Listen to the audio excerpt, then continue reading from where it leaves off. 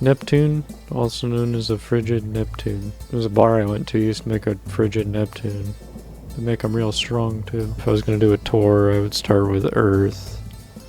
I believe it's the third rock from the sun. I learned, see, they can teach you something watching TV. Two fellas just hanging out. The Earth and the Moon. Nothing gay about it. Just two guys in space.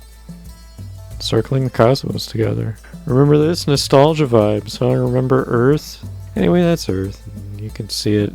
You can just look around. It's there. It's hard to miss. If you ever go into space, my recommendation: bring a granola bar. You're gonna want to keep up your mood so that you can interact with your crewmates. There's no mutinies or anything, and nobody gets shoved out of an airlock. This is always happening in the sci-fi universe. On average, every airlock that exists has killed 20 people per capita, at least. It's like the #1 cause of death. They cured cancer, but now airlock deaths have completely offset any gains in mortality. So it's remained flat. And nobody's willing to address this. This is why I'm running for Congress. They shouldn't have airlocks. If you're on the ship, you're on the ship, man. Where else are you gonna go? Space is stupid. Don't go to it. Stay out of it. This is not your business. Do not get involved in this. So we're gonna do the old tactic of, just fucking point the thing until you find something with life. Hey, does anybody have life? Hey, do you have life? Hey, is there any life here? Let's go in this big... Yeah, it seems safe for me to go into. It's just a bunch of gases. Never hurt anybody. We're gonna go talk to some life because we found some life. Temperate Neptune with life does have life. It's aerial. What are we talking? Bats or something? If you got a big blue sun and you're not using it, you could make a solar system at least. Put it to work. You know what I'm saying? And they've done that here perfectly. You have 27 moons. Why are you hogging all the fucking moons? We need to get more moons. Earth should have more moons. This is why I'm running for Congress. Well, let's see these fucking moons. You got 27 of them. It is a lot of moons, man. You think you could name an asteroid Dan Asteroid? Like, would they let you do it? I think that would be good. And this is why I'm running for Congress. So, I don't know what any of this means. What do I do with this? Why am I seeing this? What does this have to do with me? What a cutting insult to call something a You're not even Jupiter, dude. You're not even Jupiter. You'll never be Jupiter. You'll always be planet RS 0945534199268640034. You torrid sub-Jupiter. And then there's a warm mini Neptune. That's just cute. It's not even reductive. It's just cute. It's purple as well. So it's fun. Everybody says they want to travel through space. Nobody says they want to sit and hear me talk while they travel through space. But they should be saying that. So as I understand, the brightest galaxies are the best ones. You might ask, how am I quantifying that? I don't know. Maybe this one will have like mud wrestling or something. Something for me, my interest, like mud wrestling. It's got 13 planets. Well, it's not about the number of planets, it's what you do with them. It's a little tiny guy just in there.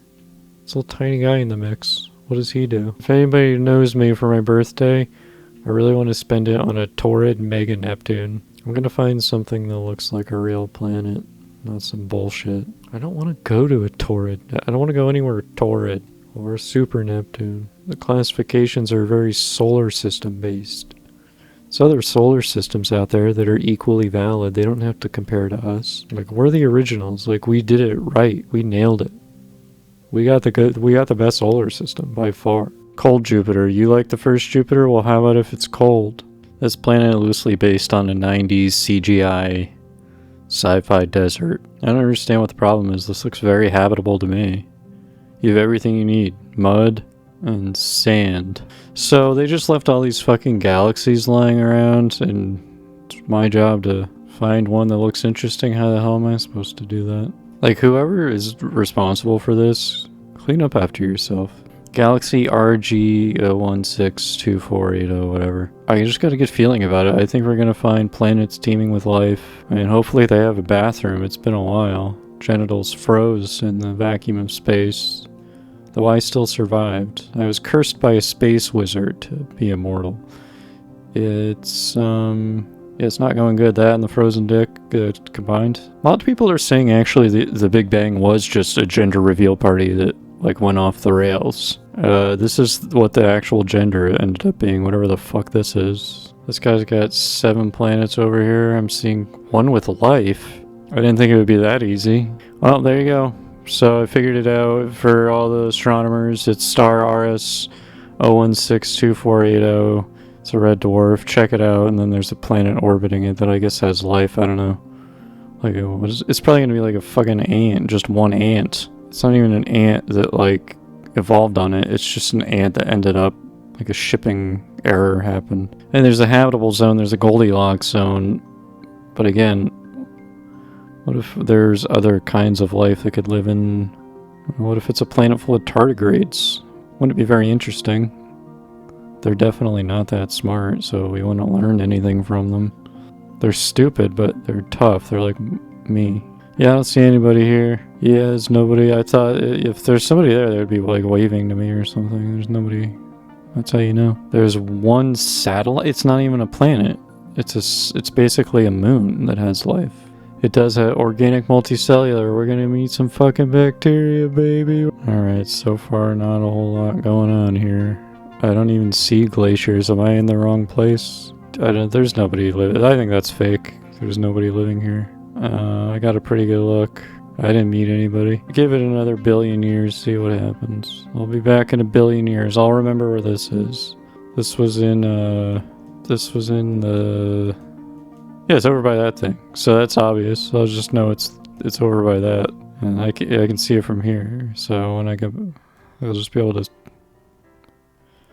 Yeah, I'll just be able to see. I'll just be able to find that really easily. So cashews are the only sanctioned snack of this stream. If you are going around eating, you know, what else would you be eating? Pretzels?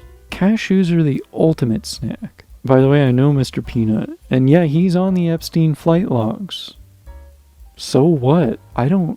That's his personal life. I just come over and I eat a little bit of them every now and then. If you get good connections and you got a little bit of money to throw around, you can take a little bite out of Mr. Peanut. You go to his house. I think he lives in La Jolla now. You just drive up the fucking whatever the road is called, and you go up there, you go to his house, you say, hey, I got $50 million. I'm going to eat a little bit of Mr. Peanut. And his assistant says, which part? I say, you know which part. She says, okay, come right in. And I start munching on his top hat. I'm not going to eat a living thing. What the fuck is wrong with you? I want to eat an icon like Mr. Peanut. True icon. Someone who's going to change the culture. Going to fix society. Because that's something that... There are some problems. But also they're hard to fix. So maybe just don't. So there was that thing that the student painted a mural at some high school. And some of the very normal parents construed some of the illustrations as being like demonic in nature, and there was like a trans part of it too, which obviously they took issue with. And what I'm taking away from these escalating levels of hysteria that pop up in the weirdest ways that are just like natural reactions to the flow of time and the forces of nature and like mortality and people having so much to distract them from that they never connect with it at all. And then when it becomes very obvious, when it becomes very apparent what's happening, it's a lot easier to deny that, and then that dread or anxiety comes out in the shape of however your brain is shaped.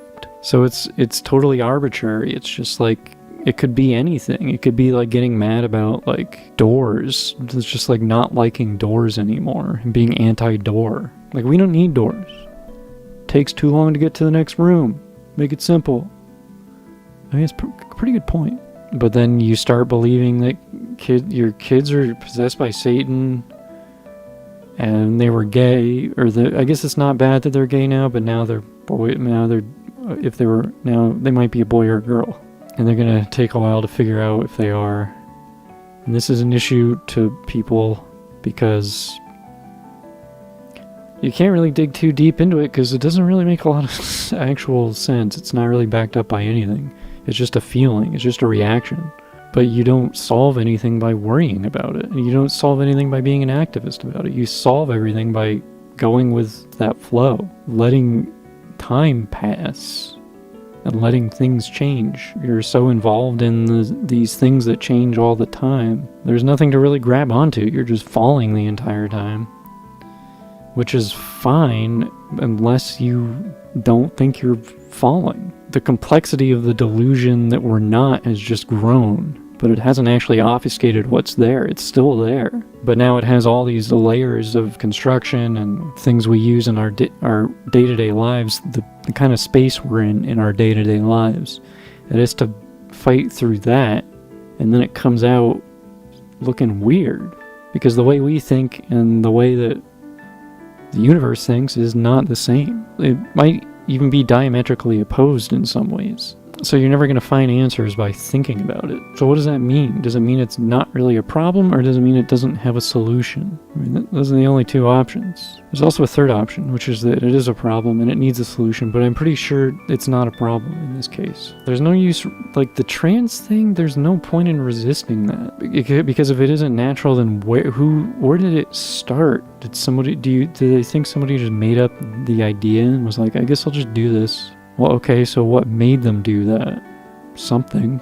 Is that something not real? Is that not a part of not a part of life and nature, whatever happened to them, that made them question that? Your entire morality is a product of where you draw the border at that infinite cause and effect chain going backwards. You can just say, oh, this person is a piece of shit. This is apparent to me in this moment, and I'm going to react accordingly. So go back to what happened to them that day. Could have been something very bad. Okay, if that's not enough, go back to something that happened to them 2 years ago, like their spouse died or something. Okay, go back even further. Just go back to when they were born and what it was like when they were born. Then think about how neuroplastic their brain was. That every single thing that happened around them, they were going to pretty much keep with them for the rest of their lives. It's like their brain was just like covered in glue that was like picking up everything. All of a sudden now you're like, well, wait a second. Now a lot of stuff has been predetermined just from that. Then you factor in all the stuff that just happens to them as a result of mechanisms beyond their control. And at a certain point, the judgment breaks down. Because then you're just judging a process. You're just judging what happened. Like just the causal chain of events. You're mad about that. And that would be like getting mad about the weather. The only reason you don't see that is because it's separated by time and space. So you're letting time and space distort because you have a brain that's built to do that. That's how you survived. You have to accept that you don't know anything. You don't know anything. If you have a hard time struggling with the idea of dying, the idea of things changing, and the idea that you're gonna die, figure it out now. Be really honest with yourself. And then if you can get rid of it and the ways that you hurt other people go away, then maybe they're correlated. Or the ways that you're making yourself and other people suffer more needlessly. If that goes away, when the existential angst goes away, maybe there's a connection. Maybe it's actually just it was about the angst the whole time. I recommend getting away from that.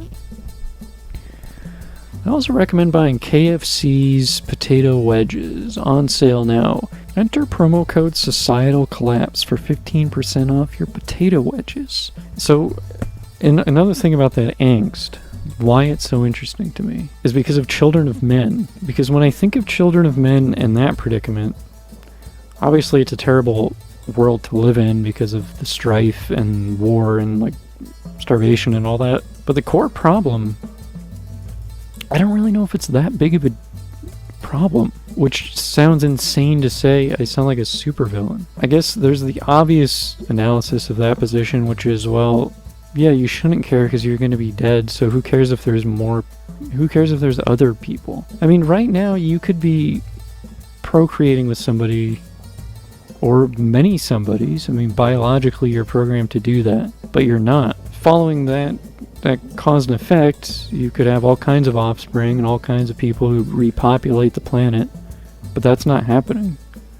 So are you mourning their non-existence as much as you are mourning the non-existence of future hypothetical people? Do we all need to be around forever? Is it okay to say, like, we had a good run and just bone out, as long as it's, like, peaceful and it's just done in a very kind of slow, controlled way? I think in a lot of ways it would actually make the world better if it solved some problems until you got to, like, 20 guys. Then it would get really hard again. Then it would get shitty. Because what are the chances one of them knows how electricity works? But you would have time to prepare, I guess, so you could figure it all out, you know, so that they could stay, you know, working together. I got this all planned out. I'm ready for this. Here's your homework. Is it worse to die or to never be born? I mean, most would say that's obvious. It's worse to never be born. Then, on the other hand, think about how many human lives have just been like, you're born, you're 2 years old, and then you just starve to death. Like, that has been the lives of so many human beings throughout history. So given the option of that, or just non-existence, if you knew that that was an option, you might think twice. It really depends on how non-existence is. It probably is a little bit boring. Or not. I don't know. I've never tried. You do it. When I feel it happening, I'll start streaming. I'll tell you what it's like to die. It'll be fun. What was I going to say? Oh, Children of Men. Thought I had something else. Oh yeah, it's Taco Tuesday. Oh, it's Wednesday. Fuck. It's Taco Thursday tomorrow. You can get a taco any day. You don't have to wait until Tuesday. Don't believe what the mainstream media tells you. You can get a taco anytime. No need to gatekeep tacos.